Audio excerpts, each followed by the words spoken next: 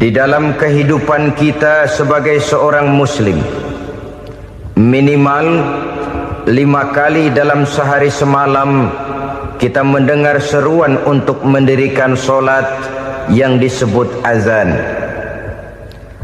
Ada kalimat menarik di dalam kalimat azan itu, yakni seruan hayya 'alal falah, marilah menuju kepada keberuntungan, marilah meraih kemenangan.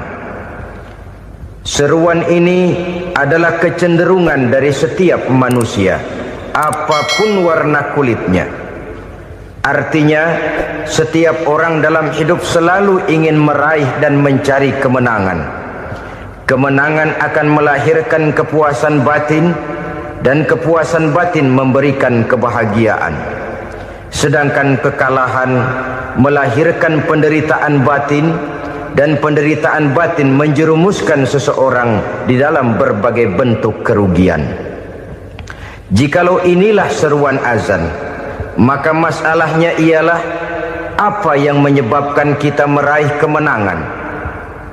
Al-Quranul Karim memberikan tuntunan dan ajaran kepada kita bahwa orang-orang yang memperoleh kemenangan itu tidak lain adalah orang-orang yang bertakwa. Hanyalah mereka yang bertakwa kepada Allah Subhanahu wa ta'ala pada akhirnya akan tampil sebagai pemenang. Lalu siapa orang yang bertakwa itu? Dijelaskan dalam awal-awal Al-Baqarah, orang yang bertakwa yang akan meraih kemenangan. Pertama, allazina yu'minuna bil ghaib, yaitu orang-orang yang beriman kepada yang gaib, percaya bahwa ada alam yang gaib, alam yang abstrak, alam yang tidak bisa dijangkau oleh salah satu daripada panca indera kita. Mereka percaya dan beriman kepada adanya malaikat, beriman kepada adanya iblis dan jin, beriman kepada adanya alam kubur, beriman kepada adanya alam mahsyar, beriman kepada adanya alam akhirat, beriman kepada adanya sorga dan neraka. Beriman bukan cuma sekedar beriman dalam ucapan bibir saja, tetapi beriman yang nilai iman itu mampu mewarnai gerak dan gaya hidupnya. Iman yang meresap sampai ke tulang sumsum, kemudian memberikan dampak positif di dalam kehidupan manusia. Alam, kita tahu, adalah sesuatu yang selain Allah, dan Allah bukanlah alam. Apapun namanya selain daripada Allah, itu adalah alam. Alam pada hakikatnya terbagi menjadi dua. Ada alam syahadah, alam nyata, alam konkret, alam yang bisa dijangkau oleh salah satu indera kita. Kemudian ada alam ghaib, alam yang tidak bisa dijangkau oleh panca indera kita, alam metafisika, alam abstrak, alam yang wajib kita imani keberadaannya. Kita percaya bahwa malaikat itu ada, kita percaya kepada jin, bahwa jin itu ada, kita percaya kepada adanya iblis dan setan. Bukan percaya kepada iblis dan setannya, percaya bahwa iblis dan setan itu ada. Itu termasuk salah satu daripada sifat orang yang bertakwa kepada Allah.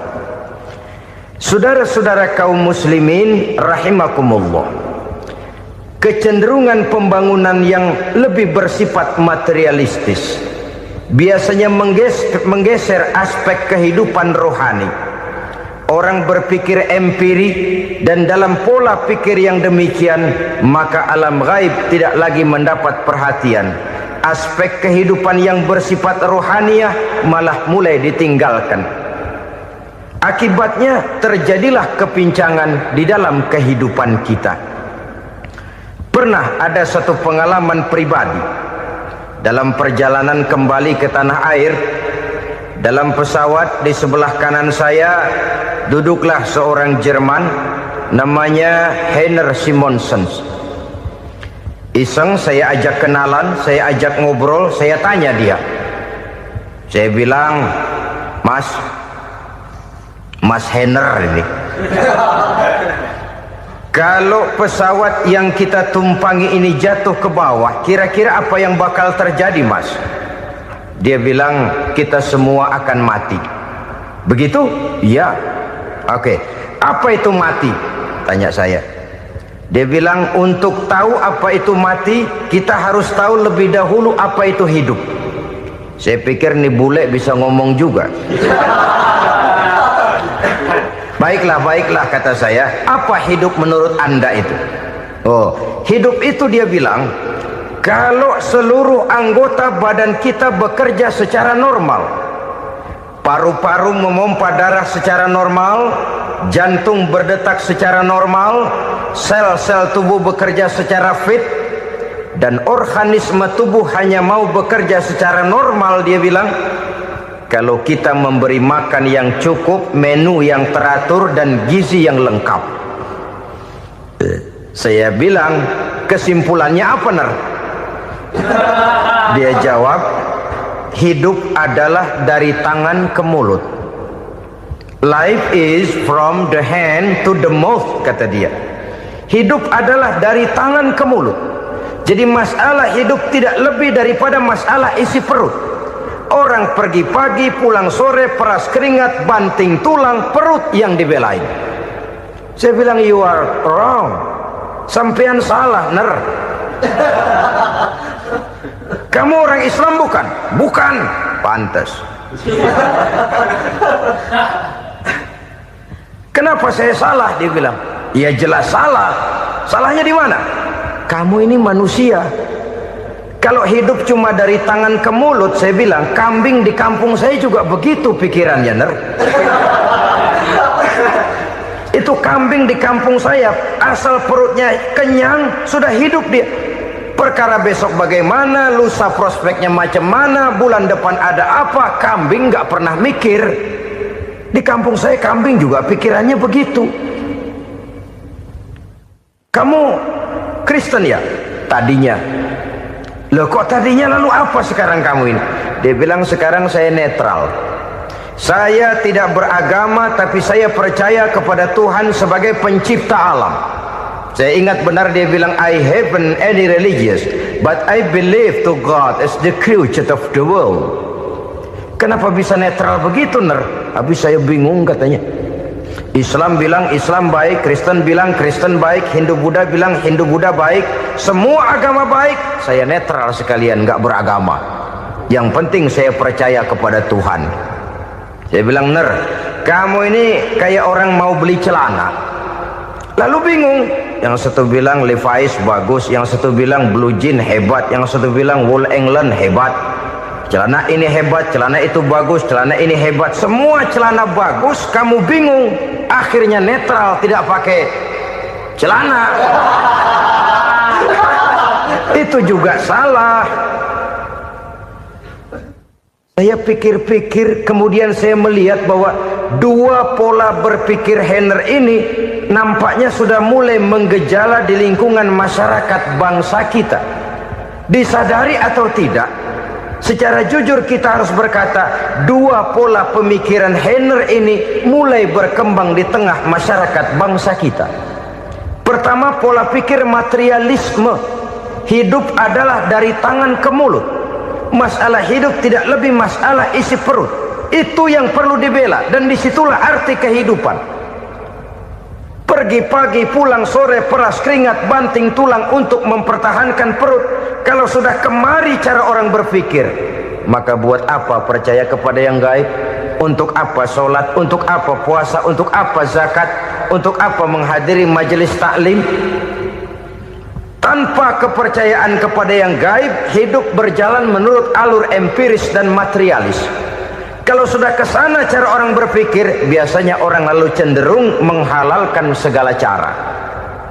Hanyalah orang yang percaya bahwa akhirat ada, hanyalah orang yang percaya bahwa alam kubur itu ada, hanyalah orang yang percaya bahwa malaikat itu ada, hidupnya akan lebih terarah dan terkendali. Karena kepercayaan kepada yang gaib, yang merupakan fase daripada kehidupan setelah hidup yang sekarang ini, mewarnai gerak pribadi seseorang di dalam dia melakukan kegiatan hidupnya. Pola berpikir materialisme, disadari atau tidak, mulai menggejala di lingkungan masyarakat bangsa kita. Hidup tidak lebih dari urusan tangan ke mulut, mulut ke tangan, tangan ke mulut. Asal perut sudah kenyang, hiduplah sudah. Perkara bagaimana prospek hari yang akan datang, bagaimana akhirat, tidak jadi persoalan. Ini yang oleh Nabi diperingatkan, ad-dunya sijnul mu'min wa jannatul kafir. Dunia adalah penjara bagi orang beriman dan surga bagi orang kafir. Dulu di zaman Belanda hadis ini pernah disalah tafsirkan, disalah artikan, digunakan sebagai senjata untuk mengkebiri dan membuat impoten umat Islam. Sudahlah umat Islam gak usah macam-macam, kata Belanda. Dunia ini kan penjara buat orang Islam, surga buat orang kafir. Di penjara jangan bertingkah.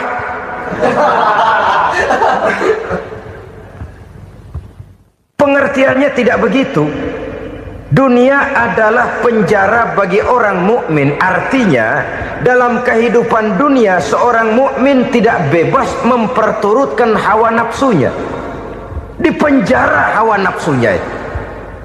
Sebaliknya surga bagi orang-orang kafir. Buat orang kafir surgalah dunia ini. Mereka bebas memperturutkan hawa nafsunya. Dilarang tidak terlarang, dicegah pun tidak tercegah. Mereka hidup menurut alur bisikan nafsu mereka sendiri. Kemudian bila ajal datang, maut merenggut nyawa, selesailah surganya sampai di situ. Maka bagi orang-orang yang tidak percaya kepada adanya akhirat, kepada adanya alam gaib, surganya sebatas umurnya. Sekali lagi, surganya sebatas umurnya. Bila umur selesai, ajal pun datang merenggut nyawa, selesailah sudah surganya sampai di situ. Alangkah pendeknya perjalanan orang-orang yang tidak percaya kepada alam gaib ini. Bagi kita mukmin, jikalau kita mampu memenjarakan hawa nafsu, kita bisa bahagia di dunia ini. Dan Islam memang tidak menyuruh kita sengsara di dunia. Raih dunia, kejar dunia, gapai dunia sebagai alat untuk mencapai kebahagiaan di akhirat nanti. Hidup adalah satu perjalanan panjang yang terbentang sejak kita terlahir dari alam rahim sampai kepada alam akhirat nanti. Andai kata kita gagal meraih kebahagiaan di dunia, toh kita masih punya akhirat. Tapi jangan jadi dalil yang melemahkan semangat. Biarin dah kita di dunia kebelangsak, yang penting akhirat. Akhirnya dunia benar-benar kebelangsak. Bagaimana dunia ini bisa kita raih, dan bagaimana meraih dunia untuk menunjang kepentingan akhirat nanti. Yang kedua, dari pikiran Heiner yang saya lihat menggejala di lingkungan masyarakat bangsa kita, timbulnya manusia-manusia netral. Seolah-olah Tuhan yes, agama no. Sama Tuhan percaya, agama ogah. Tuhan ngangguk, giliran agama godeng. Padahal hampir dalam setiap ayat dalam Quran, kata-kata amanu biasanya bergandeng dengan wa amilus sholihat. Iman dan amal soleh. Ini sebagai isyarat Tuhan dan agama jangan pernah dipisah-pisah. Apabila kita bertuhan, maka kita harus beragama. Apabila kita beragama, maka agama itu harus bersumberkan dari Tuhan yang kita imani itu. Tidak mungkin kita pisah, Tuhan yes, agama no. Sama Tuhan percaya tapi agama bikin sendiri. Sembayangnya cukup bengong 2 jam madep ngulon.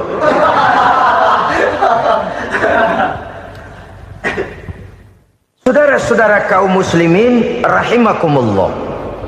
Jadi dengan demikian, agama yang kita akui merupakan unsur mutlak di dalam pembangunan sekarang ini, merupakan bagian dari kehidupan yang menuntun kita bahwa di balik alam nyata ini, di balik alam syahadah ini ada alam gaib. Dan mudabbir, murabbi, yang mengatur, yang menguasai, yang memelihara baik dia alam nyata, baik dia alam gaib, tidak lain adalah Allah Subhanahu wa ta'ala. Di sana ada satu super power, satu maha kekuatan yang kita perlu bersandar kepadanya. Sebagai makhluk nyata yang hidup di alam nyata, berbuatlah secara nyata sebagaimana harusnya kita berbuat. Karena Islam jelas bukan agamanya orang pemalas. Islam jelas bukan agamanya orang yang mengajarkan setelah selesai sholat boleh duduk, nggelenggem ayam-ayam, ndelohom, menghitung bintang di langit sambil menunggu keajaiban. Tidak. Islam adalah agama yang mengajarkan apabila sholat sudah selesai kamu kerjakan, bertebaranlah di permukaan bumi, cari karunia Tuhanmu. Jangan hidup berpangku tangan menunggu keajaiban. Karena hidup bukan undian. Jangan berharap untung besar tanpa mau peras keringat. Tapi di sebalik itu toh kita juga harus yakin bahwa di sisi usaha nyata yang kita lakukan ada satu super power, satu maha kekuatan gaib yang menentukan berhasil dan tidaknya usaha kita. Kepercayaan kepada hal semacam inilah yang mendorong kita untuk mempunyai sandaran vertikal, agar jikalau usaha ini berhasil kita tidak lupa diri dan lupa daratan. Jikalau usaha ini gagal kita tidak putus asa dan buruk sangka, tidak cupik pandangan dan sempit hati, tapi mampu melihat persoalan dengan kacamata putih sambil husnuzon kepada Allah Subhanahu wa ta'ala. Kita percaya malaikat itu ada yang namanya raqib dan atid, mengawasi gerak hidup kita sampai kepada gerak hati kita. Ini memberikan sugesti agar kita berhati-hati, tidak sejengkal tanah pun kita bisa berlindung dari pengawasan raqib dan atid. Ada munkar nakir yang akan menyoal kita di alam kubur. Ada malaikat Malik, penjaga neraka. Ada malaikat Ridwan yang menjaga surga. Kita percaya kepada adanya jin, kita percaya kepada adanya setan, iblis. Percaya kepada adanya, bukan mempercayai si setan, si iblis lalu menjadikannya sebagai teman. Tidak. Percaya bahwa mereka itu ada dan merupakan makhluk Allah yang gaib yang diciptakan Allah Azza wa Jalla. Kepercayaan kepada alam gaib memberikan motivasi terhadap gerak lahir manusia, sehingga dengan motivasi kepercayaan kepada yang gaib, gerak lahir jadi lebih terarah, jadi lebih terpelihara. Pernah seseorang bertanya, "Pak, apakah adanya akhirat bisa dibuktikan secara ilmiah?" Saya bilang tidak bisa, tidak bisa. Kenapa? Karena yang berangkat nggak pernah pulang kembali lagi. Kalau dia pulang kemari bisa kita tanya bagaimana enak di sono. Cuma secara moral saya katakan, lebih beruntung orang yang percaya kepada akhirat daripada yang tidak. Sekarang saudara percaya akhirat ada, lalu saudara baik-baik di dunia, sholat, puasa, zakat, menolong orang lain, menebarkan kebajikan. Saudara mati, andai kata akhirat tidak ada, toh dalam hidup saudara sudah berbuat baik. Paling tidak nama saudara akan dikenang sebagai orang baik. Sebaliknya, saudara percaya, kata saya, bahwa akhirat tidak ada, lalu hidup semau-maunya, tenggelam dalam maksiat dan munkarat, menentang Allah, tidak mau ruku dan sujud. Lalu saudara mati, kemudian akhirat ada. Ayo, mau apa? Bekal tidak punya. Jadi secara moral lebih beruntung orang yang percaya kepada adanya akhirat daripada yang tidak percaya. Dan itu alam gaib yang tidak bisa dibuktikan secara eksat. Jangankan untuk membuktikan seperti itu, dalam kehidupan sehari-hari saja yang kita rasakan tidak selalu berbentuk toh. Angin, bagaimana sih bentuknya angin? Kita tidak tahu. Merah, buktinya kalau dikerok merah. Yang merah itu kulit, yang kulit kita bukan anginnya. Sakit, rasa sakit itu ada, tapi bagaimana bentuk sakit kita nggak pernah tahu. Kalau kita makan cabai pedas, bagaimana bentuk pedas itu tidak ada, tapi rasa ada. Bentuk pedas hijau, cabenya bukan pedasnya. Tidak semua yang kita rasakan bisa kita gambarkan dalam bentuk yang konkret. Oleh karena itu, sekali lagi bahwa kepercayaan kepada alam yang gaib mampu memberikan satu sugesti yang menata kehidupan seseorang lebih lurus, lebih terarah, dan lebih terkendali. Maka wajar kalau kepercayaan kepada yang gaib mengantarkan seseorang untuk meraih kemenangan. Kenapa? Dia percaya kepada yang gaib, bahwa akhirat ada, bahwa alam kubur ada, bahwa pertanggungan jawab itu ada. Maka dia lalu tidak hidup saenae udele dewe, itu loh. Tidak hidup menurut seleranya sendiri, terarah, teratur. Ini cirinya yang pertama. Orang bertakwa yang akan meraih kemenangan, mereka beriman, mereka percaya kepada yang gaib. Bahkan hal-hal konkret saja selalu berangkat dari yang gaib. Saudara-saudara, para remaja, para pemuda sekarang ini tidak pernah tahu toh siapa yang akan jadi teman hidup saudara. Kita bisa saja ngerancang, mentargetkan, tapi toh akhirnya yang namanya jodoh bukan kekuasaan kita. Rezeki di luar kemampuan kita. Begitu juga ajal, maut, jodoh, ajal adalah contoh-contoh konkret bahwa pada akhirnya yang gaiblah yang menentukan. Bertahun-tahun ngelancong, emang jodoh seret nggak jadi.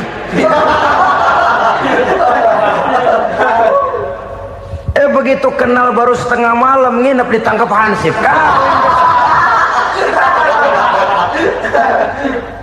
Hal-hal semacam itu kadang-kadang kita berpikir suuzon, gile, perempuannya cakep banget, lakinya rebek amat. Memang begitulah jodohnya. Memang begitulah jodohnya. Saudara hadirin ma'asyiral muslimin yang saya hormati, jadi hal-hal yang konkret saja kita yakini sepenuhnya ditentukan oleh satu superpower yang gaib itu tadi. Dari sanalah segala ketentuan itu berangkat dan kesanalah segalanya akan kembali. Maka kepercayaan kepada yang gaib meluruskan gerak hidup seseorang dan itu akan mengantarkan dia kepada meraih kemenangan. Satu. Yang kedua, wa yuqimuna shalah. Orang bertakwa yang akan meraih kemenangan itu adalah orang-orang yang mendirikan sholat. Kenapa sholat mengantarkan orang untuk meraih kemenangan? Yang jelas, inna sholata tanha anil fahsya'i wal munkar. Sholat mampu mencegah manusia dari perbuatan keji dan munkar. Banyak filsafat hidup yang terkandung di dalam sholat ini. Sejak kita wudhu sampai kita menghadap ke arah kiblat, sampai kita melakukan gerak-gerak sholat, bacaan-bacaan yang ada di dalam sholat, lalu sampai kepada mengucapkan salam. Banyak filsafat hidup yang terkandung di dalam sholat. Umpamanya saja, setelah takbiratul ihram mulai kita dengan sholat dalam posisi berdiri, diajarkan dalam kitab-kitab fikih agar kita melihat ke arah tempat sujud. Ini kan filsafat kehidupan. Kalau kamu sholat dalam posisi berdiri, lihat tempat sujud. Jangan sholat mata jelalatan, sebab nanti bisa mengurangi kekhusyuan. Jadi wajar kalau yang dikatakan bahwa yang paling afdol adalah shaf yang di depan. Kenapa? Secara harfiah pengertiannya akan lebih mengundang kekhusyuan. Kenapa? Kalau kita di shaf paling depan di masjid umpamanya paling banter kita lihat tembok. Tapi kalau kita shaf di tengah atau di belakang, orang-orang di depan kita pun akan kelihatan. Yang bajunya loreng, yang bajunya genggang, yang bajunya macam-macam. Kita lihat, kadang-kadang kita pikirin, ada yang bajunya bolong. Kita sholat tapi dalam hati, nih orang bajunya robek yang nggak tahu apa. Ada saja hal-hal yang mengusik kekhusyuan kita. Oleh sebab itu diajarkan dalam posisi berdiri, lihat, arahkan pandangan matamu kepada tempat sujud. Ini kan filsafat kehidupan. Maksudnya apa? Kalau lagi diri lihat dong tempat sujud. Kalau udah di atas ingat dong sama yang bawah. Kalau sudah tinggi, ingat dong dari mana kamu berangkat.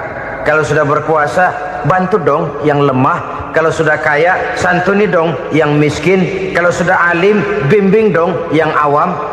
Ini filsafat kehidupan. Dalam posisi berdiri, kau lihat tempat sujud. Ini akan melahirkan kepekaan sosial, di mana seseorang mau tahu kepada orang lainnya. Bagaimanapun kaya kita, tinggi pangkat dan jabatan kita, jikalau hidup hanya untuk kepentingan perut sendiri saja, rasanya belum membawa manfaat di dalam kehidupan kita. Tapi efek yang tertinggi sesungguhnya, solat mencegah manusia dari perbuatan keji dan munkar. Perbuatan keji dan munkar, walaupun kelihatannya mendatangkan uang, membawa keuntungan, tapi itu keuntungan semu, keuntungan sementara. Dengan menipu orang lain kita bisa dapat untung, tapi tidak membawa berkah, dan itu adalah kerugian besar dalam kehidupan kita. Maka untuk meraih kemenangan harus dimulai dengan membentuk kepribadian yang tegar, memiliki sandaran vertikal yang langsung kepada Allah Subhanahu wa ta'ala, dan itu hanya bisa kita tempuh melalui jalur ibadah formal yang sudah ditentukan Allah, yakni solat yang 5 waktu. Untuk memperkuat itu ada solat-solat sunnah, rawatib, nawafil sebagai terminal kontrol cadangan untuk memelihara stabilitas temperatur batin di dalam kita berhubungan dengan zat yang maha gaib, yaitu Allah Subhanahu wa ta'ala. Orang sering bertanya, Pak, itu tetangga saya nggak sholat, duitnya nggak habis-habis, Pak. Nggak sholat tapi mobilnya tambah terus, nggak sholat tapi usahanya makin maju. Tapi di sisi lain ada orang yang rajin sholat, rezekinya butak bener, anaknya mana kurus, mana korengan. Saudara hadirin ma'asyiral muslimin rahimakumullah, harus saya katakan bahwa solat memang bukan untuk cari duit. Solat adalah sandaran vertikal kita kepada Allah. Sedangkan soal rezeki itu berkaitan dengan sifat Allah maha pengasih dan maha penyayang. Allah maha pengasih, siapapun dikasih kalau mau usaha. Allah maha penyayang, tidak semua orang disayang oleh Allah Azza wa Jalla. Dan belum tentu banyak harta itu merupakan nikmat. Mungkin juga istidraj. Artinya istidraj itu dikasih tapi diambulin, kalau bahasa Betawinya itu. Dikasih tapi diambulin, itu bukan merupakan nikmat sesungguhnya, lebih merupakan azab dari Allah Subhanahu wa ta'ala.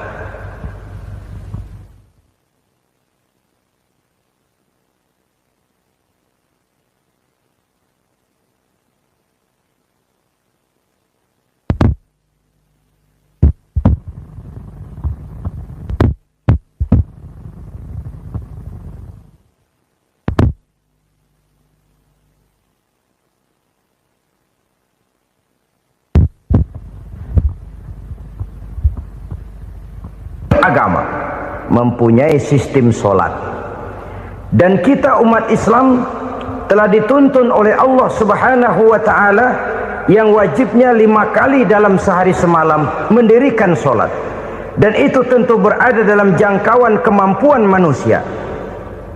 Pada awalnya barangkali kita memang merasa solat itu satu kewajiban, tapi semakin kita hayati makna, manfaat dan filsafat yang terkandung di dalam ajaran solat, semakin sampai kita kepada keyakinan bahwa solat adalah keperluan kita. Sehingga pada waktu tertentu dinilai puncaknya, kita tidak lagi akan berkata saya wajib solat, tapi kita akan berkata saya perlu solat. Kalau kita sudah merasakan itu adalah keperluan kita, nah di sanalah kita baru akan merasakan ruginya kalau hal itu tidak kita laksanakan. Sepanjang kita masih berkata saya wajib sholat, kita akan lebih merasakan dia sebagai beban ketimbang sebagai keperluan. Yang jelas Allah tidak memerlukan ibadah yang kita laksanakan ini. Dengan kata lain, Andai kata satu dunia penuh ini orang tidak ada yang sholat satu pun, Allah tidak akan turun dari jabatan Tuhan.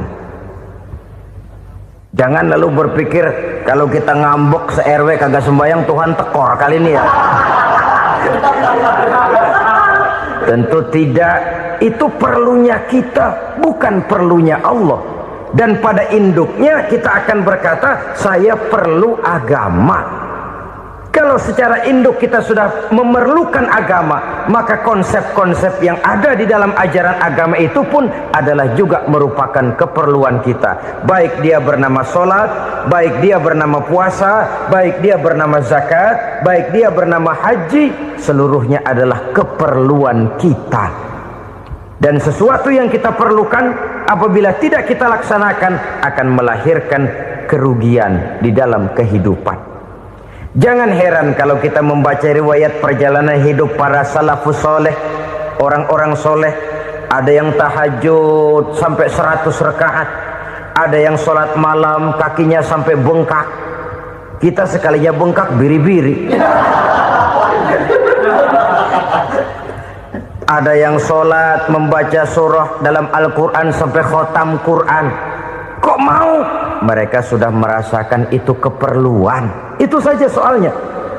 Satu saat pun jikalau kita merasa bahwa itu keperluan saya, kita pun akan melaksanakan seperti itu. Keperluan saya dalam kehidupan. Inilah yang kedua. Yang ketiga, orang bertakwa yang akan meraih kemenangan itu, wa mimma razaqnahum yunfikun. Mereka membelanjakan sebagian daripada rezeki yang diberikan Allah kepada mereka. Mereka infakkan di jalan Allah. Ada satu dialog menarik. Satu hari seorang anak muda bertemu dengan seorang kakek-kakek yang sudah dikenalnya baik. Bertanyalah anak muda ini, "Kek, umur kakek berapa tahun?" 15 tahun, kata si kakek. "Anak kakek berapa orang?" 1. "Harta kakek berapa banyak?" 15 juta. Si anak muda ini bengong. Lalu protes, "Kok kakek bohongin saya?" "Kenapa?" "Saya tahu umur kakek 70 tahun. Kenapa ngaku 15? Saya tahu anak kakek 5. Kenapa bilang 1? Saya tahu kakek miliuner, miliaran uang kakek. Kenapa ngaku cuma 15 juta? Begini, kata si kakek tadi. Benar, umur saya 70 tahun. Tapi dari umur yang 70 tahun itu baru 15 tahun terakhir ini saya merasakan ibadah kepada Allah. Meninggalkan maksiat, jauh dari segala macam munkarat. Maka yang 15 tahun inilah yang benar-benar saya rasakan sebagai umur saya. Benar anak saya 5, tapi yang 4 susah diatur. Cuman 1 rasanya nih yang bakal jadi si buah hati belahan jantung pelanjut cerita penerus sejarah. Cuma 1 ini yang saya harapkan, yang akan jadi anak soleh, yang akan membuat saya menerima pensiunan pahala. Kalau yang 4 apek dah, nggak ada harapan. Yang 1 nyekek botol mulu. Oh begitu, iya. Lalu kenapa kakek bilang harta kakek cuma 15 juta padahal saya tahu kakek uangnya miliaran, depositonya banyak? Ya karena 15 juta itulah yang saya ingat yang pernah saya belanjakan di jalan Allah. Saya merasa itulah harta saya yang sebenarnya. Yang miliaran yang saya simpan di bank kelak kalau satu saat saya mati akan jadi rebutan di antara anak-anak saya. Iya kalau anak saya soleh kayak yang 1 ini. Kalau yang 4 tadi udah tulen dia bakal berantem dah berebut tuh. Jadi 15 juta yang saya belanjakan di jalan Allah inilah yang saya merasakan benar-benar harta saya yang sesungguhnya. Dialog ini patut menjadi bahan renungan kita bersama. Diberikan kita umur 40, 50, 60, 70, 80. Berapa tahun dari umur yang diberikan itu yang jalan mulus, yang kita gunakan untuk melaksanakan ibadah? Banyak harta kita simpan di bank, di lemari, di dompet, di tas. Tapi berapa yang sudah kita depositokan di jalan Allah yang akan menemani kita di hari kita kembali nanti? Maka orang bertakwa yang akan meraih kemenangan, wa mimma razaqnahum yunfikun, mereka membelanjakan sebagian dari rezeki yang diberikan Allah di jalan Allah subhanahu wa ta'ala. Ma'asyiral muslimin rahimakumullah, zahirnya memang kita memberikan kepada orang lain, tapi hakikatnya kita menyimpan untuk diri kita sendiri. Kita memberikan kepada yatim piatu 25.000, zahirnya kita memberikan si yatim, hakikatnya kan kita cuma nyimpan. Saya berikan, titip kepadamu, ini untuk saya di akhirat. Kau boleh belikan baju, kau boleh belikan untukmu makan, kau boleh bayarkan sekolahmu. Ini untuk saya. Hakikatnya kita nyumbang masjid 1 juta, zahirnya kita berikan kepada panitia masjid, tapi hakikatnya kan cuma titip 1 juta ya, untuk saya di alam kubur nanti.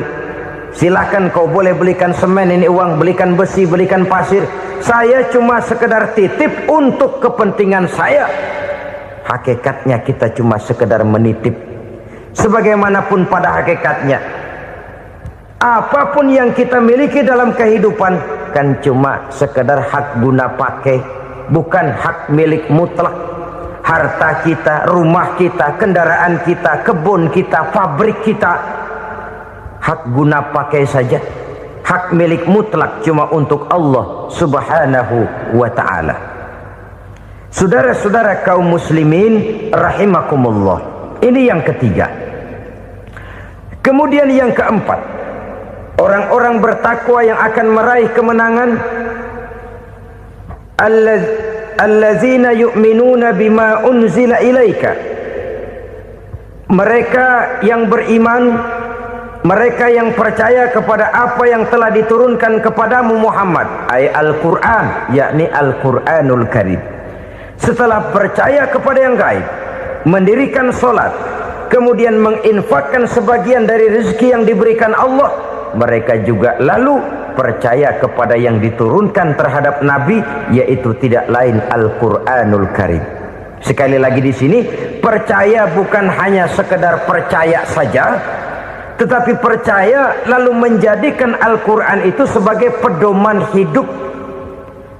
Sebab memang Al-Quran itu adalah GBHM, garis-garis besar haluan muslim. Apa yang harus kita lakukan, apa yang harus tidak kita lakukan, bagaimana mestinya kita bertingkah laku dan berbuat, seluruhnya tercantum di dalam Al-Quranul Karim. Itu sebabnya ketika satu hari Aisyah ditanya bagaimana akhlak Rasul, beliau menjawab, kana Rasulullah sallallahu alaihi wasallam khuluquhul Quran.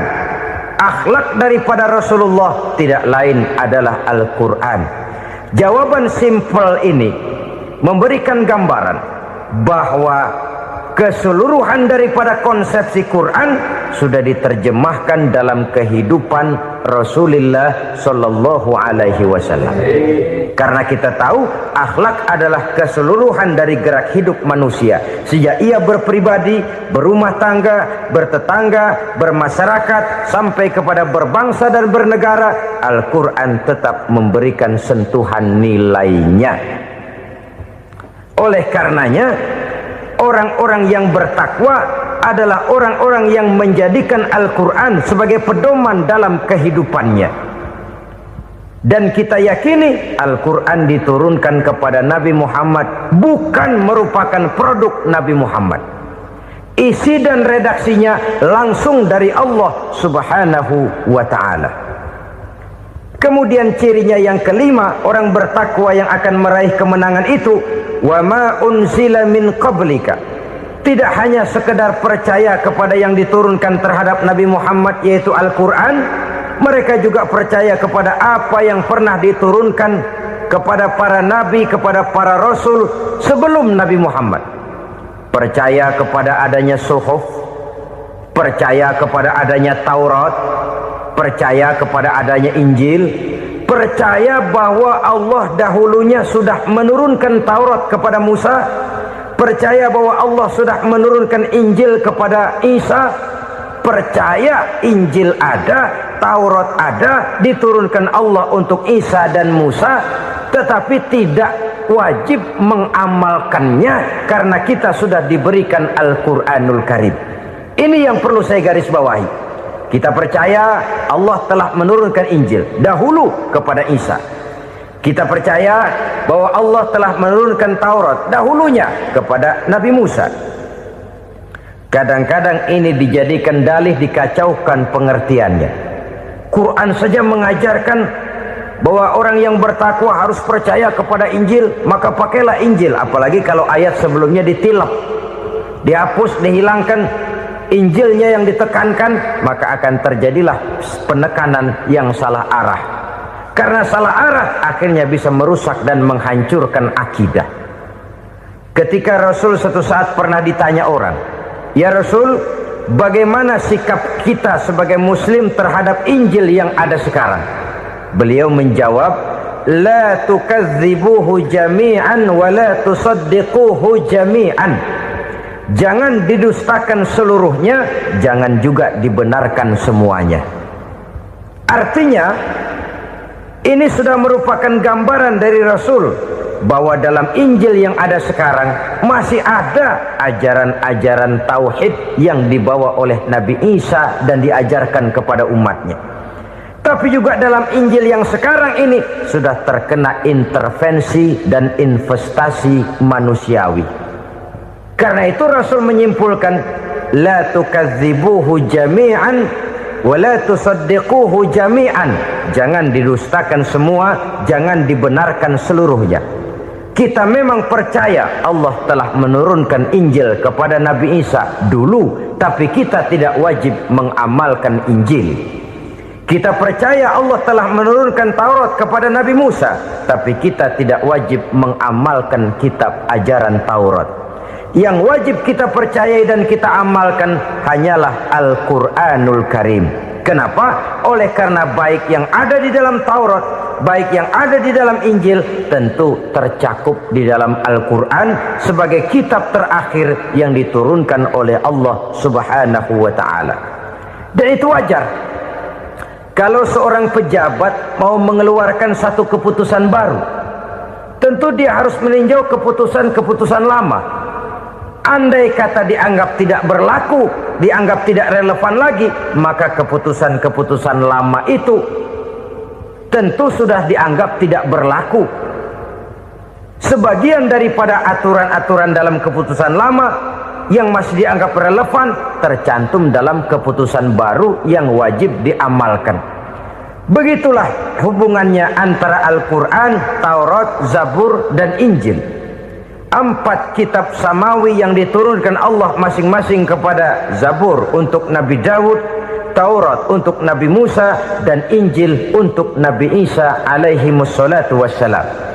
Ketiga-tiga kitab itu kita percayai adanya. Kita yakini Allah telah menurunkan Zabur, Taurat, dan Injil, tapi kita tidak wajib mengamalkannya. Yang wajib kita mengamalkannya sekarang ini tidak lain hanyalah Al-Quranul Karim saja, karena ia mencakup apa yang ada di dalam Zabur, apa yang ada di dalam Taurat, dan apa yang ada di dalam Injil. Keotentikannya bisa dipertanggungjawabkan. Ya, tapi kan Nabi Muhammad sudah mati 14 abad yang lalu, dan di zaman beliau Al-Quran kan belum dikodifikasikan, belum ditulis. Bagaimana keotentikannya bisa dipertanggungjawabkan? Mudah saja. Allah berjanji, inna nahnu nazzalna dzikra wa inna lahu lahafizun. Kami yang menurunkan Al-Quran dan kami yang akan menjaga dan memeliharanya. Allah turunkan Quran, Allah menjaganya. Bagaimana cara Allah menjaga Al-Quran itu? Banyaknya orang-orang yang hafaz Al-Quran. Hafaz Al-Quran 30 juz, 114 surah, 6.666 ayat. Sehingga jangankan satu kata, jangankan satu ayat, satu kalimat saja berubah sudah akan timbul reaksi dan mudah dimengerti. Kenapa? banyak orang-orang yang hafaz Al-Quran. Sedangkan pada setiap akhir tahun biasanya malaikat Jibril selalu mengadakan checking terhadap ayat-ayat yang diturunkan pada waktu itu. Di zaman Nabi sendiri sudah ada usaha kodifikasi. Dan yang lebih luar biasa lagi, sampai hari ini tidak seorang pun mampu membuat satu ayat saja semacam Al-Quran. Ke bahasa manapun dia diterjemahkan, naskah aslinya tetap ikut, rujukan dasarnya tetap ada. Berdasarkan itu, maka tidak mungkin terjadi penyelewengan terhadap atau pemalsuan terhadap ayat-ayat Al-Quranul Karim. Kesuciannya, keotentikannya, kemurniannya bisa dipertanggungjawabkan. Ma'asyiral muslimin rahimakumullah. Oleh karenanya, konsepsi dasar daripada ajaran Islam ini memang tidak lain adalah Al-Quran dan Sunnah. Isi daripada agama Islam yang merupakan iman, Islam dan ihsan, konsepsi dasarnya tidak lain adalah Al-Quran dan Sunnah Rasulullah Sallallahu Alaihi Wasallam. Maka yang kita perlukan sekarang ini adalah terjemahan Al-Quran di dalam kehidupan kita. Dengan demikian, maka gaya kehidupan yang lebih Qurani itulah yang kita dambakan. Kita perlu memang terjemahan Quran dalam bahasa Inggris, dalam bahasa Belanda, dalam bahasa Jepang, tapi yang lebih kita perlukan adalah terjemahan Quran di dalam kehidupan kita. Konsekuen, tidak memanipulasi, ringan sama kita jinjing, berat sama kita pikul. Jangan kalau lempengan ayat Quran tuh kira-kira enak diamalin, keras teriakan kita. Giliran kira-kira ayat Quran itu mukul kepala kita sendiri, diam kita. Itu ciri yang pernah disindir Allah dalam awal-awal Baqarah juga. Ciri beragamanya orang yang munafik. Kullama adha'a lahum masyawfih, kata Allah. Wa iza azlama alaihim qamu. Apabila terang mereka jalan, apabila gelap mereka berhenti. Artinya, kalau kira-kira di Islam nguntungin, rame-rame pada teriak Islam. Tapi ketika diminta untuk berjuang, ketika dituntut untuk berkorban, rame-rame mengundurkan diri. Nasib agama tidak ubahnya seperti daun pisang yang dikait orang di tepi jalan lantaran tak berpayung di ketika hari hujan. Manakala hujan usailah sudah, daun itu pun dicampakkan di tepi jalan, diinjak pula orang nan lalu. Artinya, orang menjadikan agama cuma sebagai lipstick, decoration only, tidak konsekuen. Hanya pada saat-saat kelihatannya Islam membawa keuntungan, rame-rame orang teriak-teriak tentang Islam. Tapi jikalau diminta berjuang, jikalau dituntut untuk berkorban, biasanya rame-rame juga mengundurkan diri. Jangan heran kalau mayoritas hitungan kita, tapi minoritas peranan kita. Kuantitas kita dalam jumlah, tapi dalam kualitas kita lebih sering jadi penonton daripada jadi pemain. Padahal itu sangat tidak boleh terjadi. Umat Islam di Indonesia harus bangkit. Umat Islam di Indonesia harus sadar akan keberadaannya. Tidak boleh hanya jadi penonton berpangku tangan. Karena memang agama kita juga mengajarkan untuk konsekuen di dalam menjabarkan ajaran-ajaran daripada agama kita. Kita sering jatuh menjadi umat yang lemah oleh karena kita ini tidak pandai menggalang kebersamaan yang diakibatkan tidak konsekuennya kita. Diistilahkan bahwa umat Islam di dalam menggalang kebersamaannya itu harus seperti orang main sepak bola. Saudara-saudara kan tahu orang main sepak bola itu. Orang main sepak bola, kalau pertandingan belum dimulai sih silakan saja kumpul di luar lapangan, atur strategi yang baik. Tapi kalau pertandingan sudah dimulai, turun ke lapangan hijau, jangan kumpul terus. Ada sepak bola gotong royong, mundur-mundur rame-rame, depan ke depan kumpul melulu mainnya. Kalah. Orang main sepak bola itu ya harus ada penyerang tengah, harus ada penjaga gawang, harus ada strikernya, harus ada kiri luarnya, kanan dalamnya yang jadi backnya. Posisi boleh bermacam-macam, tapi yang penting saling ngoper untuk menggolkan gawang lawan. Begitulah umat Islam ini. Boleh ada yang jadi pejabat, boleh ada yang jadi pengusaha, boleh ada yang jadi petani, silakan ada yang jadi seniman, ada yang jadi penyair, ada yang jadi artis sekalipun. Tapi kalau sudah berhasil menguasai bola, jangan lupa operannya. Operan itu yang langka. Kita ini muslim kadang-kadang kalau sudah memegang menguasai bola, kalau belum mau mampus, belum mau ngoper. Nanti kalau sudah nggak punya bola, baru mau ngoper.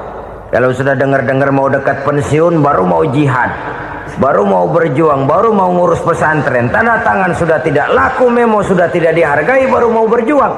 Kemarin kemana, Mas?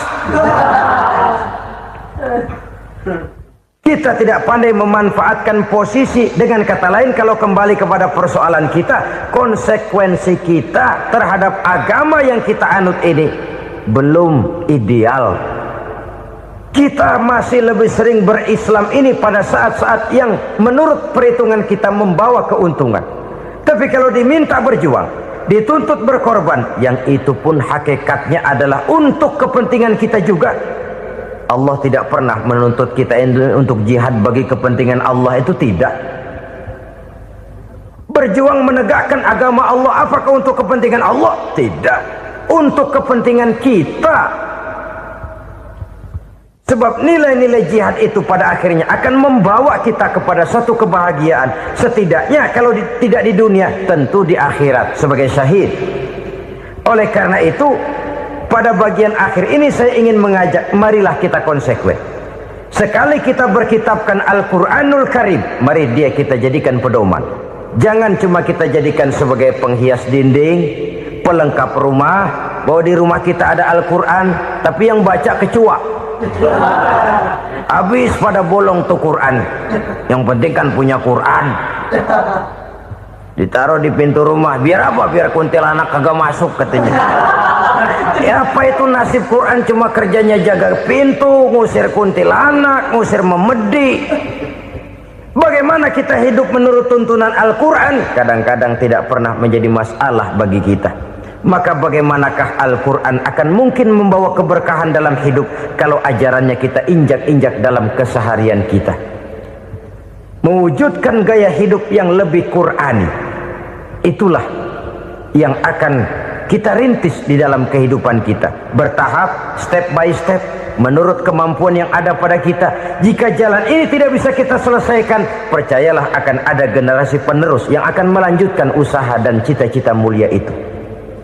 Jadi percaya kepada Taurat, percaya kepada Injil, sekedar percaya Allah dahulunya sudah menurunkan itu, tapi kita tidak wajib mengamalkannya. Kenapa? Generasi Injil masa berlakunya sudah kedaluarsa. Taurat masa berlakunya sudah kedaluarsa. Injil pernah berlaku untuk orang Nasrani di zaman Nabi Isa. Taurat pernah berlaku untuk orang Yahudi di zaman Nabi Musa. Setelah generasinya berlalu, datang Rasul penutup yang membawa Al-Quranul Karim. Maka Al-Quran itulah yang berlaku menjadi pedoman sampai hari akhir nanti.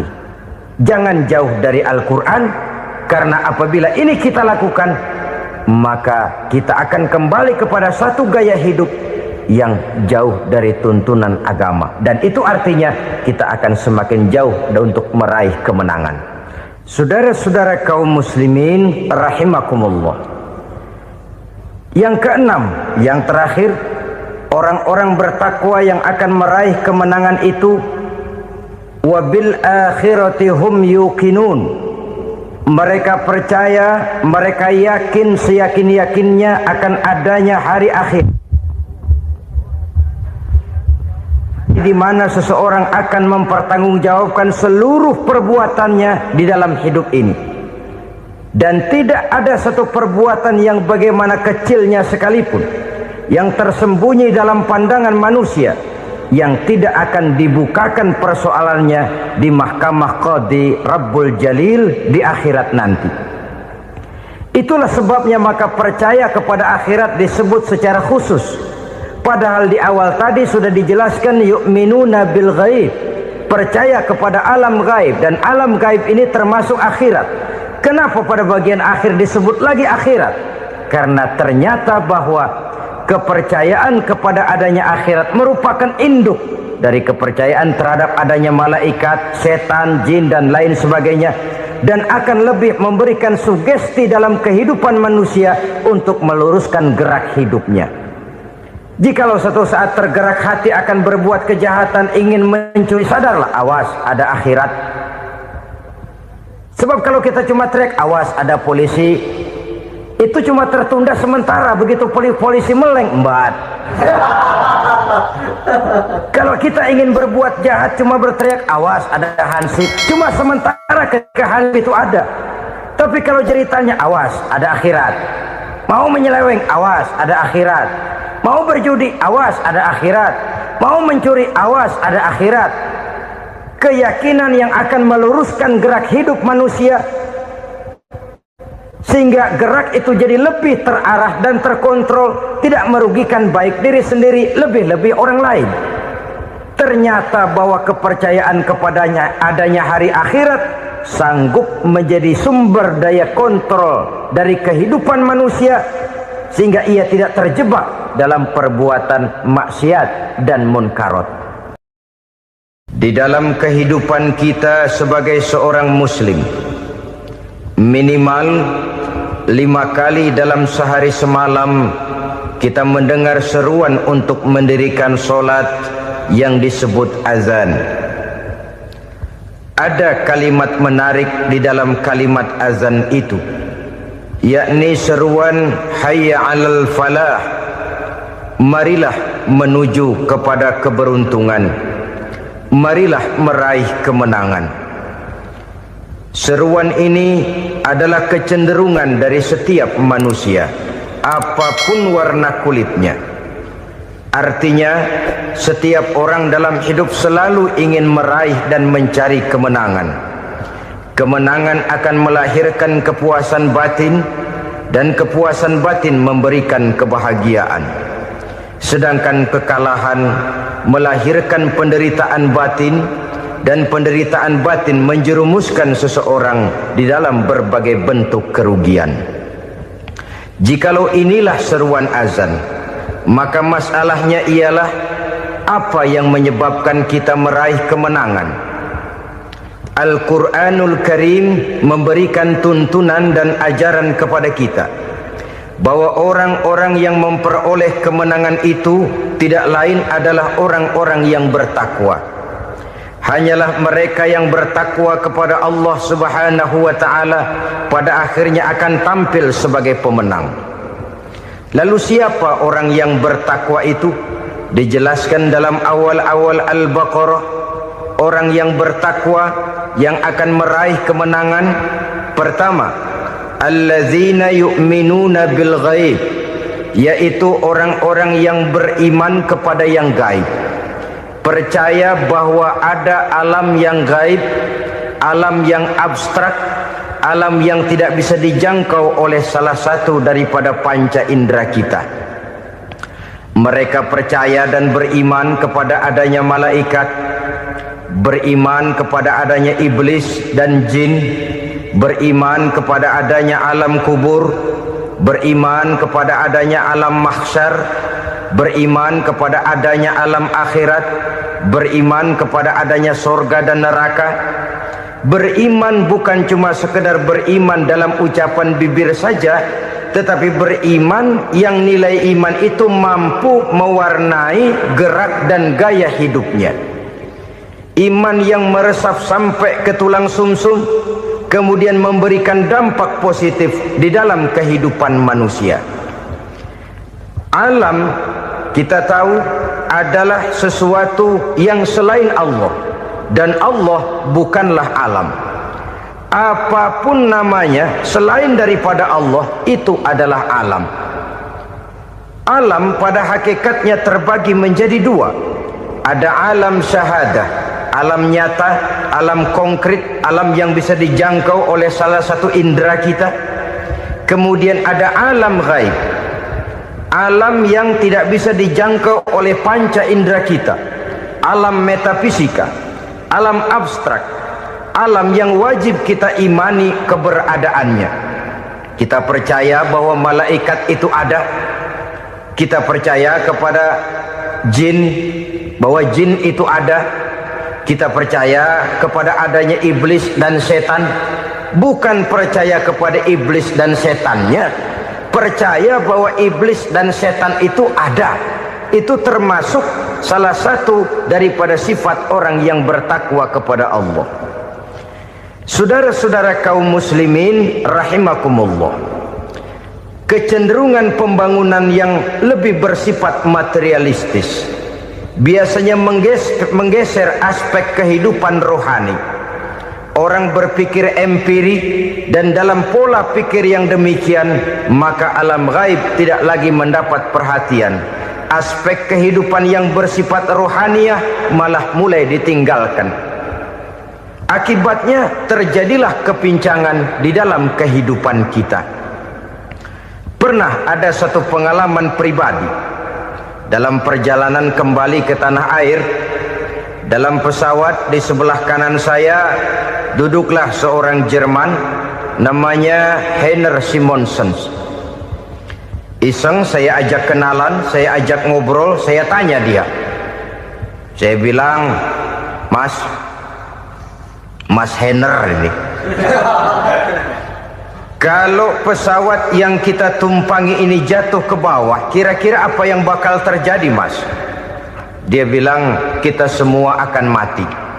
Begitu? Iya. Oke. Apa itu mati? Tanya saya. Dia bilang, untuk tahu apa itu mati, kita harus tahu lebih dahulu apa itu hidup.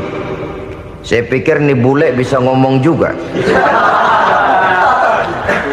Baiklah kata saya. Apa hidup menurut Anda itu? Oh, hidup itu dia bilang, kalau seluruh anggota badan kita bekerja secara normal, paru-paru memompa darah secara normal, jantung berdetak secara normal, sel-sel tubuh bekerja secara fit, dan organisme tubuh hanya mau bekerja secara normal, dia bilang, kalau kita memberi makan yang cukup, menu yang teratur, dan gizi yang lengkap. Saya bilang, kesimpulannya apa, Ner? Dia jawab, hidup adalah dari tangan ke mulut. Life is from the hand to the mouth, kata dia. Hidup adalah dari tangan ke mulut. Jadi masalah hidup tidak lebih daripada masalah isi perut. Orang pergi pagi, pulang sore, peras keringat, banting tulang, perut yang dibelain. Saya bilang, you are wrong. Sampean salah, Ner. Kamu orang Islam bukan? Bukan. Pantas. Kenapa saya salah? Dia bilang, ya jelas salah. Salahnya di mana? Kamu ini manusia. Kalau hidup cuma dari tangan ke mulut, saya bilang, kambing di kampung saya juga begitu pikirannya, Ner. Itu kambing di kampung saya, asal perutnya kenyang, sudah hidup dia. Perkara besok bagaimana, lusa prospeknya macam mana, bulan depan ada apa, kambing nggak pernah mikir. Di kampung saya kambing juga pikirannya begitu. Kamu Kristen ya? Tadinya. Loh kok tadinya, lalu apa sekarang kamu ini? Dia bilang, sekarang saya netral. Saya tidak beragama, tapi saya percaya kepada Tuhan sebagai pencipta alam. Saya ingat benar dia bilang, I haven't any religious, but I believe to God as the creator of the world. Kenapa bisa netral begitu, Ner? Habis saya bingung katanya. Islam bilang Islam baik, Kristen bilang Kristen baik, Hindu Buddha bilang Hindu Buddha baik, semua agama baik. Saya netral sekalian, nggak beragama. Yang penting saya percaya kepada Tuhan. Saya bilang, Ner, kamu ini kayak orang mau beli celana, lalu bingung. Yang satu bilang Levi's bagus, yang satu bilang Blue Jean hebat, yang satu bilang Wool England hebat. Celana ini hebat, celana itu bagus, celana ini hebat, semua celana bagus, kamu bingung. Akhirnya netral, tidak pakai celana. Itu itu juga salah. Saya pikir-pikir, kemudian saya melihat bahwa dua pola berpikir Henner ini nampaknya sudah mulai menggejala di lingkungan masyarakat bangsa kita. Disadari atau tidak, secara jujur kita harus berkata, dua pola pemikiran Henner ini mulai berkembang di tengah masyarakat bangsa kita. Pertama, pola pikir materialisme. Hidup adalah dari tangan ke mulut. Masalah hidup tidak lebih masalah isi perut.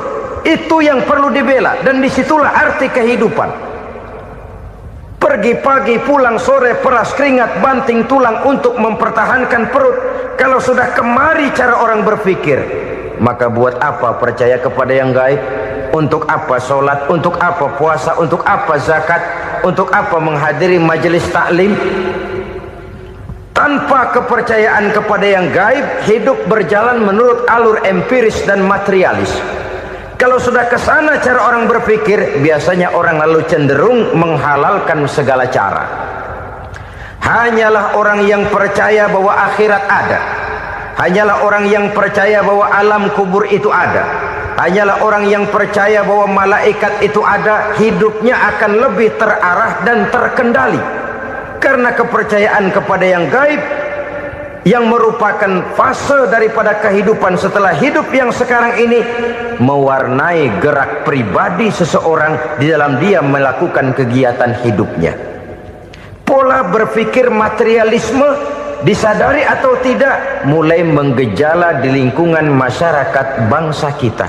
Hidup tidak lebih dari urusan tangan ke mulut, mulut ke tangan, tangan ke mulut. Asal perut sudah kenyang, hiduplah sudah. Perkara bagaimana prospek hari yang akan datang, bagaimana akhirat, tidak jadi persoalan. Ini yang oleh Nabi diperingatkan, ad-dunya sijnul mu'min wa jannatul kafir. Dunia adalah penjara bagi orang beriman dan surga bagi orang kafir. Dulu di zaman Belanda hadis ini pernah disalah tafsirkan, disalah artikan, digunakan sebagai senjata untuk mengkebiri dan membuat impoten umat Islam. Sudahlah umat Islam gak usah macam-macam, kata Belanda. Dunia ini kan penjara buat orang Islam, surga buat orang kafir. Di penjara jangan bertingkah.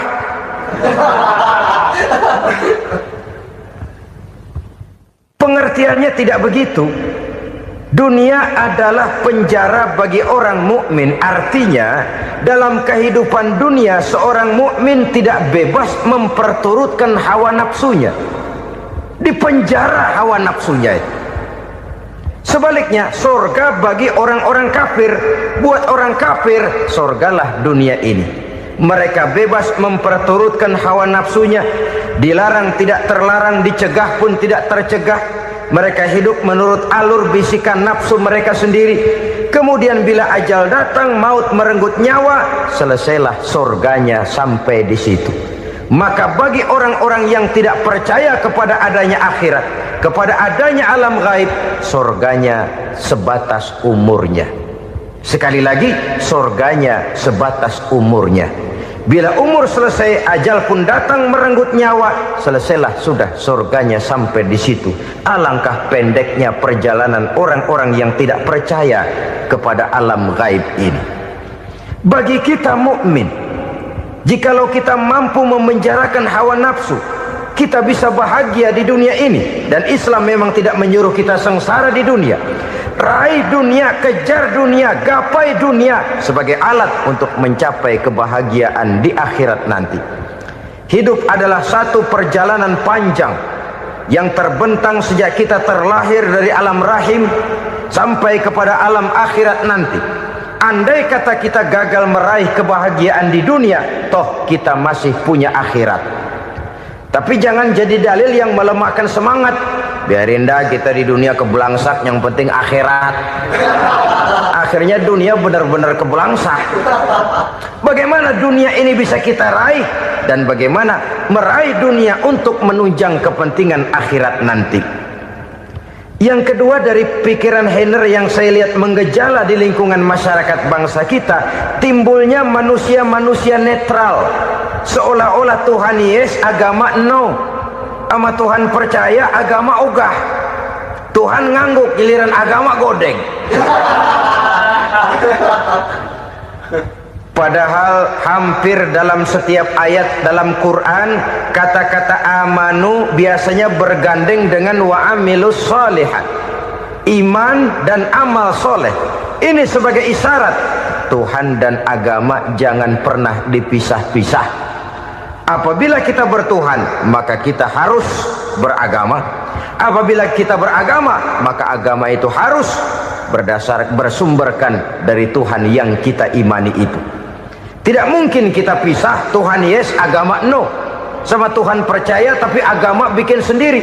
Sembayangnya cukup bengong 2 jam madep ngulon.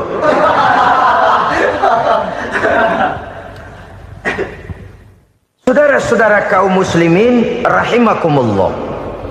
Jadi dengan demikian, agama yang kita akui merupakan unsur mutlak di dalam pembangunan sekarang ini, merupakan bagian dari kehidupan yang menuntun kita bahwa di balik alam nyata ini, di balik alam syahadah ini ada alam gaib. Dan mudabbir, murabbi, yang mengatur, yang menguasai, yang memelihara baik dia alam nyata, baik dia alam gaib, tidak lain adalah Allah Subhanahu wa taala. Di sana ada satu super power, satu maha kekuatan yang kita perlu bersandar kepadanya. Sebagai makhluk nyata yang hidup di alam nyata, berbuatlah secara nyata sebagaimana harusnya kita berbuat. Karena Islam jelas bukan agamanya orang pemalas. Islam jelas bukan agamanya orang yang mengajarkan setelah selesai sholat boleh duduk, nggelenggem ayam-ayam, ndelohom, menghitung bintang di langit sambil menunggu keajaiban. Tidak. Islam adalah agama yang mengajarkan apabila sholat sudah selesai kamu kerjakan, bertebaranlah di permukaan bumi, cari karunia Tuhanmu. Jangan hidup berpangku tangan menunggu keajaiban, karena hidup bukan undian. Jangan berharap untung besar tanpa mau peras keringat. Tapi di sebalik itu toh kita juga harus yakin bahwa di sisi usaha nyata yang kita lakukan ada satu super power, satu maha kekuatan gaib yang menentukan berhasil dan tidaknya usaha kita. Kepercayaan kepada hal semacam inilah yang mendorong kita untuk mempunyai sandaran vertikal, agar jikalau usaha ini berhasil, kita tidak lupa diri dan lupa daratan. Jikalau usaha ini gagal, kita tidak putus asa dan buruk sangka, tidak cupik pandangan dan sempit hati, tapi mampu melihat persoalan dengan kacamata putih sambil husnuzon kepada Allah Subhanahu wa ta'ala. Kita percaya malaikat itu ada yang namanya raqib dan atid, mengawasi gerak hidup kita sampai kepada gerak hati kita. Ini memberikan sugesti agar kita berhati-hati, tidak sejengkal tanah pun kita bisa berlindung dari pengawasan raqib dan atid. Ada munkar nakir yang akan menyoal kita di alam kubur. Ada malaikat Malik, penjaga neraka. Ada malaikat Ridwan yang menjaga surga. Kita percaya kepada adanya jin, kita percaya kepada adanya setan, iblis. Percaya kepada adanya, bukan mempercayai si setan, si iblis lalu menjadikannya sebagai teman. Tidak. Percaya bahwa mereka itu ada dan merupakan makhluk Allah yang gaib, yang diciptakan Allah Azza wa Jalla. Kepercayaan kepada alam gaib memberikan motivasi terhadap gerak lahir manusia, sehingga dengan motivasi kepercayaan kepada yang gaib, gerak lahir jadi lebih terarah, jadi lebih terpelihara. Pernah seseorang bertanya, "Pak, apakah adanya akhirat bisa dibuktikan secara ilmiah?" Saya bilang tidak bisa, tidak bisa. Kenapa? Karena yang berangkat nggak pernah pulang kemari lagi. Kalau dia pulang kemari bisa kita tanya bagaimana enak di sono. Cuma secara moral saya katakan, lebih beruntung orang yang percaya kepada akhirat daripada yang tidak. Sekarang saudara percaya akhirat ada, lalu saudara baik-baik di dunia, sholat, puasa, zakat, menolong orang lain, menebarkan kebajikan. saudara mati. Andai kata akhirat tidak ada, toh dalam hidup saudara sudah berbuat baik, paling tidak nama saudara akan dikenang sebagai orang baik. Sebaliknya, saudara percaya, kata saya, bahwa akhirat tidak ada, lalu hidup semau-maunya, tenggelam dalam maksiat dan munkarat, menentang Allah, tidak mau ruku dan sujud. Lalu saudara mati, kemudian akhirat ada. Ayo, mau apa? Bekal tidak punya. Jadi secara moral lebih beruntung orang yang percaya kepada adanya akhirat daripada yang tidak percaya. Dan itu alam gaib yang tidak bisa dibuktikan secara eksat. Jangankan untuk membuktikan seperti itu, dalam kehidupan sehari-hari saja yang kita rasakan tidak selalu berbentuk toh. Angin, bagaimana sih bentuknya angin? Kita tidak tahu. Merah, buktinya kalau dikerok merah. Yang merah itu kulit, yang kulit kita bukan anginnya. Sakit, rasa sakit itu ada, tapi bagaimana bentuk sakit kita nggak pernah tahu. Kalau kita makan cabai pedas, bagaimana bentuk pedas itu tidak ada, tapi rasa ada. Bentuk pedas hijau, cabenya bukan pedasnya. Tidak semua yang kita rasakan bisa kita gambarkan dalam bentuk yang konkret. Oleh karena itu, sekali lagi bahwa kepercayaan kepada alam yang gaib mampu memberikan satu sugesti yang menata kehidupan seseorang lebih lurus, lebih terarah, dan lebih terkendali. Maka wajar kalau kepercayaan kepada yang gaib mengantarkan seseorang untuk meraih kemenangan. Kenapa? Dia percaya kepada yang gaib, bahwa akhirat ada, bahwa alam kubur ada, bahwa pertanggungan jawab itu ada. Maka dia lalu tidak hidup saenae udele dewe, itu loh. Tidak hidup menurut seleranya sendiri, terarah, teratur. Ini cirinya yang pertama. Orang bertakwa yang akan meraih kemenangan, mereka beriman, mereka percaya kepada yang gaib. Bahkan hal-hal konkret saja selalu berangkat dari yang gaib. Saudara-saudara, para remaja, para pemuda sekarang ini tidak pernah tahu toh siapa yang akan jadi teman hidup saudara.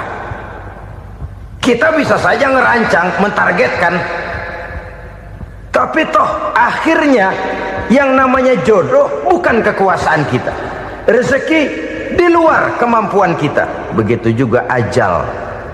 Maut, jodoh, ajal adalah contoh-contoh konkret bahwa pada akhirnya yang gaiblah yang menentukan. Bertahun-tahun ngelancong, emang jodoh seret, nggak jadi.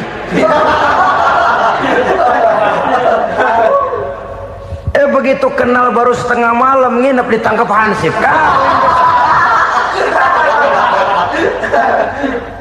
Hal-hal semacam itu kadang-kadang kita berpikir suuzon, gilet, perempuannya cakep banget, lakinya rebek amat. Memang begitulah jodohnya. Memang begitulah jodohnya. Saudara hadirin ma'asyiral muslimin yang saya hormati, jadi hal-hal yang konkret saja kita yakini sepenuhnya ditentukan oleh satu superpower yang gaib itu tadi. Dari sanalah segala ketentuan itu berangkat dan kesanalah segalanya akan kembali.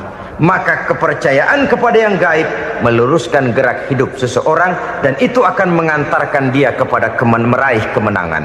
Satu. Yang kedua, wa yuqimuna shalah.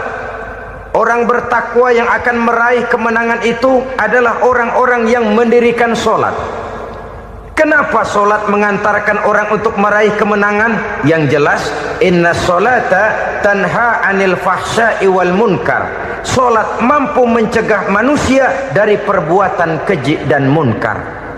Banyak filsafat hidup yang terkandung di dalam sholat ini. Sejak kita wudhu sampai kita menghadap ke arah kiblat, sampai kita melakukan gerak-gerak sholat, bacaan-bacaan yang ada di dalam sholat, lalu sampai kepada mengucapkan salam. Banyak filsafat hidup yang terkandung di dalam sholat. Umpamanya saja, Setelah takbiratul ihram, mulai kita dengan solat dalam posisi berdiri. Diajarkan dalam kitab-kitab fikih agar kita melihat ke arah tempat sujud. Ini kan filsafat kehidupan. Kalau kamu solat dalam posisi berdiri, lihat tempat sujud. Jangan solat mata jelalatan, sebab nanti bisa mengurangi kekhusyuan. Jadi wajar kalau yang dikatakan bahwa yang paling afdol adalah shaf yang di depan. Kenapa? Secara harfiah pengertiannya akan lebih mengundang kekhusyuan. Kenapa? Kalau kita di shaf paling depan di masjid umpamanya paling banter, kita lihat tembok. Tapi kalau kita shaf di tengah atau di belakang, orang-orang di depan kita pun akan kelihatan. Yang bajunya loreng, yang bajunya genggang, yang bajunya macam-macam. Kita lihat, kadang-kadang kita pikirin, ada yang bajunya bolong. Kita sholat tapi dalam hati, nih orang bajunya robek, yang nggak tahu apa. Ada saja hal-hal yang mengusik kekhusyuan kita. Oleh sebab itu diajarkan dalam posisi berdiri, lihat, arahkan pandangan matamu kepada tempat sujud. Ini kan filsafat kehidupan. Maksudnya apa? Kalau lagi diri, lihat dong tempat sujud. Kalau udah di atas, ingat dong sama yang bawah. Kalau sudah tinggi, ingat dong dari mana kamu berangkat. Kalau sudah berkuasa, bantu dong yang lemah. Kalau sudah kaya, santuni dong yang miskin. Kalau sudah alim, bimbing dong yang awam. Ini filsafat kehidupan. Dalam posisi berdiri, kau lihat tempat sujud. Ini akan melahirkan kepekaan sosial, di mana seseorang mau tahu kepada orang lainnya. Bagaimanapun kaya kita, tinggi pangkat dan jabatan kita, jikalau hidup hanya untuk kepentingan perut sendiri saja, rasanya belum membawa manfaat di dalam kehidupan kita. Tapi efek yang tertinggi sesungguhnya, solat mencegah manusia dari perbuatan keji dan munkar. Perbuatan keji dan munkar, walaupun kelihatannya mendatangkan uang, membawa keuntungan, tapi itu keuntungan semu, keuntungan sementara. Dengan menipu orang lain kita bisa dapat untung, tapi tidak membawa berkah. Dan itu adalah kerugian besar dalam kehidupan kita. Maka untuk meraih kemenangan, harus dimulai dengan membentuk kepribadian yang tegar, memiliki sandaran vertikal yang langsung kepada Allah Subhanahu wa ta'ala. Dan itu hanya bisa kita tempuh melalui jalur ibadah formal yang sudah ditentukan Allah, yakni solat yang 5 waktu.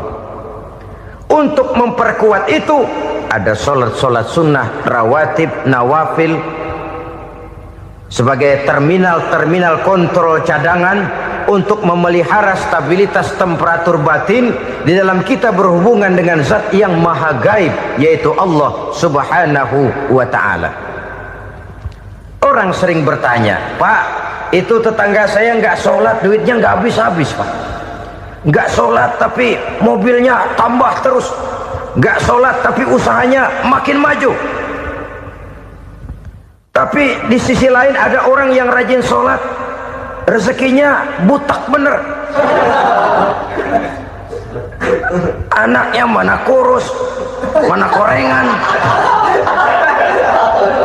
Saudara hadirin ma'asyiral muslimin rahimakumullah, harus saya katakan bahwa solat memang bukan untuk cari duit.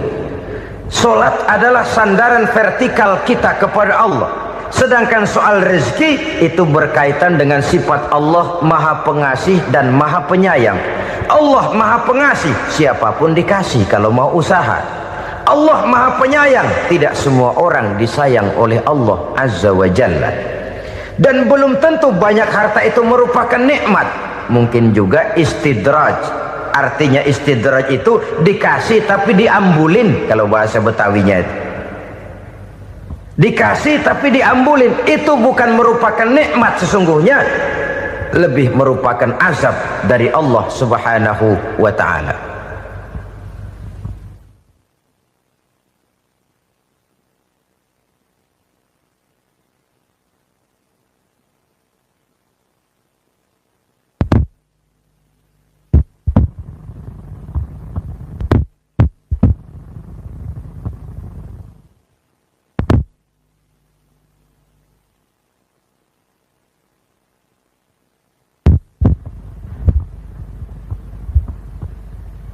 agama, mempunyai sistem solat.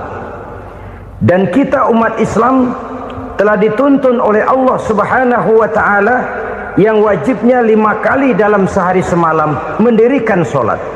Dan itu tentu berada dalam jangkauan kemampuan manusia.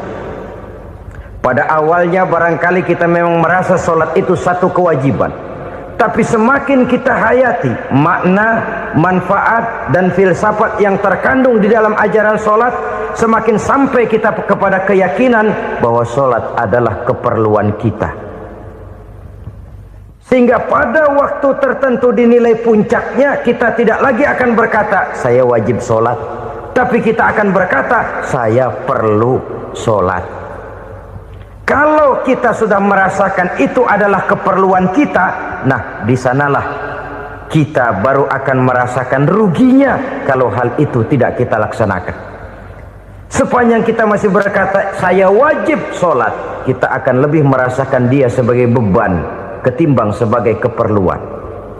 Yang jelas Allah tidak memerlukan ibadah yang kita laksanakan ini. Dengan kata lain, andai kata satu dunia penuh ini orang tidak ada yang sholat satu pun, Allah tidak akan turun dari jabatan Tuhan. Jangan lalu berpikir kalau kita ngambek se-RW kagak sembahyang Tuhan tekor kali ini ya. Tentu tidak. Itu perlunya kita, bukan perlunya Allah. Dan pada induknya kita akan berkata saya perlu agama. Kalau secara induk kita sudah memerlukan agama, maka konsep-konsep yang ada di dalam ajaran agama itu pun adalah juga merupakan keperluan kita. Baik dia bernama sholat, baik dia bernama puasa, baik dia bernama zakat, baik dia bernama haji, seluruhnya adalah keperluan kita. Dan sesuatu yang kita perlukan apabila tidak kita laksanakan akan melahirkan kerugian di dalam kehidupan. Jangan heran kalau kita membaca riwayat perjalanan hidup para salafus soleh, orang-orang soleh. Ada yang tahajud sampai 100 rakaat, ada yang sholat malam kakinya sampai bengkak. Kita sekalinya bengkak biri-biri. Ada yang sholat membaca surah dalam Al-Quran sampai khotam Quran. Kok mau? Mereka sudah merasakan itu keperluan. Itu saja soalnya. Satu saat pun jikalau kita merasa bahwa itu keperluan saya, kita pun akan melaksanakan seperti itu. Keperluan saya dalam kehidupan. Inilah yang kedua. Yang ketiga, orang bertakwa yang akan meraih kemenangan itu, wa mimma razaqnahum yunfikun. Mereka membelanjakan sebagian daripada rezeki yang diberikan Allah kepada mereka. Mereka infakkan di jalan Allah. Ada satu dialog menarik. Satu hari seorang anak muda bertemu dengan seorang kakek-kakek yang sudah dikenalnya baik. Bertanyalah anak muda ini, "Kek, umur kakek berapa tahun?" 15 tahun, kata si kakek. Anak kakek berapa orang? 1. Harta kakek berapa banyak? 15 juta. Si anak muda ini bengong. Lalu protes, "Kok kakek bohongin saya?" "Kenapa?" "Saya tahu umur kakek 70 tahun. Kenapa ngaku 15? Saya tahu anak kakek 5. Kenapa bilang 1? Saya tahu kakek miliuner, miliaran uang kakek. Kenapa ngaku cuma 15 juta? Begini, kata si kakek tadi. Benar, umur saya 70 tahun. Tapi dari umur yang 70 tahun itu baru 15 tahun terakhir ini saya merasakan ibadah kepada Allah. Meninggalkan maksiat, jauh dari segala macam munkarat. Maka yang 15 tahun inilah yang benar-benar saya rasakan sebagai umur saya. Benar anak saya 5, tapi yang 4 susah diatur. Cuman 1 rasanya nih yang bakal jadi si buah hati belahan jantung pelanjut cerita penerus sejarah. Cuma 1 ini yang saya harapkan yang akan jadi anak soleh, yang akan membuat saya menerima pensiunan pahala. Kalau yang 4 apek dah, nggak ada harapan. Yang satu nyekek botol mulu. Oh begitu, iya. Lalu kenapa kakek bilang harta kakek cuma 15 juta padahal saya tahu kakek uangnya miliaran, depositonya banyak? Ya karena 15 juta itulah yang saya ingat yang pernah saya belanjakan di jalan Allah. Saya merasa itulah harta saya yang sebenarnya. Yang miliaran yang saya simpan di bank kelak kalau satu saat saya mati akan jadi rebutan di antara anak-anak saya. Iya kalau anak saya soleh kayak yang satu ini. Kalau yang 4 tadi udah tulen dia bakal berantem dah berebut tuh. Jadi 15 juta yang saya belanjakan di jalan Allah inilah yang saya merasakan benar-benar harta saya yang sesungguhnya. Dialog ini patut menjadi bahan renungan kita bersama. Diberikan kita umur 40, 50, 60, 70, 80. Berapa tahun dari umur yang diberikan itu yang jalan mulus, yang kita gunakan untuk melaksanakan ibadah? Banyak harta kita simpan di bank, di lemari, di dompet, di tas. Tapi berapa yang sudah kita depositokan di jalan Allah yang akan menemani kita di hari kita kembali nanti? Maka orang bertakwa yang akan meraih kemenangan, wa mimma razaqnahum yunfikun, mereka membelanjakan sebagian dari rezeki yang diberikan Allah di jalan Allah subhanahu wa ta'ala. Ma'asyiral muslimin rahimakumullah, zahirnya memang kita memberikan kepada orang lain, tapi hakikatnya kita menyimpan untuk diri kita sendiri.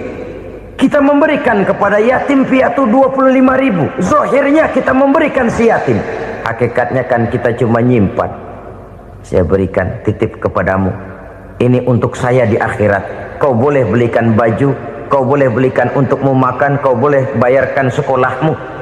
Ini untuk saya. Hakikatnya kita nyumbang masjid 1 juta, zahirnya kita berikan kepada panitia masjid, tapi hakikatnya kan cuma titip 1 juta ya untuk saya di alam kubur nanti. Silahkan kau boleh belikan semen, ini uang, belikan besi, belikan pasir. Saya cuma sekedar titip untuk kepentingan saya. Hakikatnya kita cuma sekedar menitip. Sebagaimanapun pada hakikatnya, apapun yang kita miliki dalam kehidupan kan cuma sekedar hak guna pakai, bukan hak milik mutlak. Harta kita, rumah kita, kendaraan kita, kebun kita, pabrik kita, hak guna pakai saja. Hak milik mutlak cuma untuk Allah subhanahu wa ta'ala. Saudara-saudara kaum muslimin rahimakumullah, ini yang ketiga. Kemudian yang keempat, orang-orang bertakwa yang akan meraih kemenangan, allazina yu'minuna bima unzila ilaika, mereka yang beriman, mereka yang percaya kepada apa yang telah diturunkan kepadamu Muhammad, ay Al-Quran, yakni Al-Quranul Karim. Setelah percaya kepada yang gaib, mendirikan solat, kemudian menginfakkan sebagian dari rezeki yang diberikan Allah, mereka juga lalu percaya kepada yang diturunkan terhadap Nabi, yaitu tidak lain Al-Quranul Karim. Sekali lagi di sini, percaya bukan hanya sekedar percaya saja, tetapi percaya lalu menjadikan Al-Quran itu sebagai pedoman hidup. Sebab memang Al-Quran itu adalah GBHM, garis-garis besar haluan muslim. Apa yang harus kita lakukan, apa yang harus tidak kita lakukan.